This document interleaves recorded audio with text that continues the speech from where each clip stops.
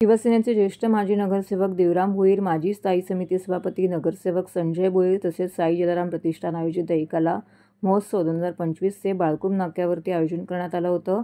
साई जलाराम प्रतिष्ठान म्हणजे कला, क्रीडा, संस्कृती आणि आरोग्याचे जतन करणारे, परंपरा करणारे प्रतिष्ठान। दरवर्षी हिंदू परंपरा जपत सर्व जाती धर्मांना एकत्र आणून विविधतेचे दर्शन आपल्याला कायमच साई जलाराम प्रतिष्ठानमध्ये दिसत आहे।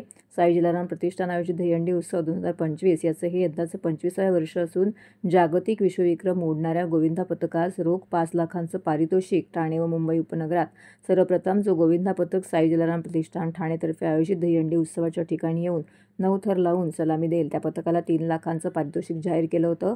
गोविंदांकरिता सेफ्टी किट, जॅकेट मोठ्या या ठिकाणी ठेवण्यात आलं होतं। त्याचबरोबर सुरक्षिततेच्या नियमांचं पालन करीत हा उत्सव येथे साजरा करण्यात आला। साई जलाराम प्रतिष्ठानच्या दहीहंडी उत्सवात विविध कलाविष्कार यावेळी सादर करण्यात आले। तर साई जलाराम प्रतिष्ठानच्या मंचावरती अनेक राजकीय मान्यवरांची देखील उपस्थिती लाभली। सदर कार्यक्रमाला शिवसेना मुख्य नेते, उपमुख्यमंत्री एकनाथ शिंदे, महायुतीचे सर्व नेते, मंत्री, आमदार, खासदार, विविध मान्यवर, यावेळी मराठी सिनेसृष्टीचे कलाकारही येथे उपस्थित होते, अशी माहिती ठाणे महानगरपालिकेचे माजी स्थायी समिती सभापती संजय भोईर, माजी नगरसेविका उषा भोईर यांनी दिली आहे। साईबाबा मंदिर संस्थांच्या वतीने यावर्षी आम्ही साईबाबा मंदिराचाही रौप्य महोत्सव त्या ठिकाणी होता आणि दहीहंडीचाही रौप्य महोत्सव आम्ही साजरा करत आहोत।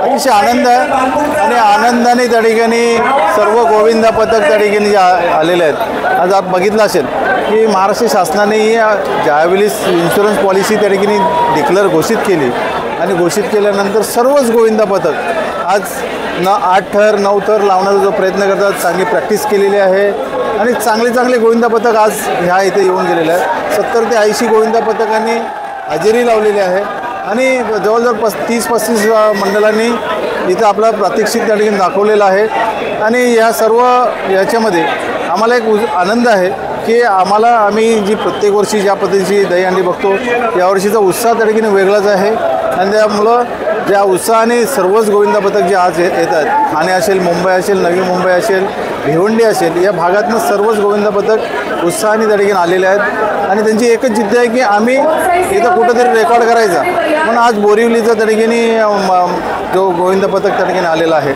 ओमसाई गोविंदा पथक जो बोरिवलीवरनं त्या ठिकाणी आलेला आहे, तोही रेकॉर्ड आता 9 थरांचा रेकॉर्ड त्या ठिकाणी करणार आहे आणि त्या रेकॉर्डसाठी आपण सर्वच त्या ठिकाणी बघणार आहात। आणि एक रेकॉर्ड बाळकुम नाक्यावरती 9 थरांचा मागच्या वेळी जय जवाननी लावला होता, जय जवानी संध्याकाळी त्या ठिकाणी येणार आहे आणि हे सर्वच गोविंदा पथकांचा मनापासून शुभेच्छा देतो। जलाराम प्रतिष्ठानतर्फे यावर्षी आमचा 25वा वर्ष आहे बाळकुममध्ये आणि महिलाचा जल्लोष तुम्हाला दिसतच आहे। सकाळपासून महिलांची संख्या म्हणजे ज्यांचे पथक आहेत ते वाढलेले आहेत आणि 25वा वर्ष असल्यामुळे आमच्याकडे आकर्षक अशी बक्षिसं आहेत, त्याच्यामुळे गोविंदा पथकांची संख्या जास्त वाढलेली आहे।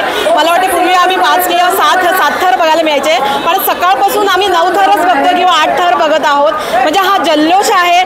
अनेक पथक इथे येत आहेत, महिलांचे वर्ग किंवा पुरुषांचे सगळे पथक इथे लांबून येत आहेत किंवा याच्यासाठी की आम्ही जास्तीत जास्त बक्षिसं लावलेली आहेत।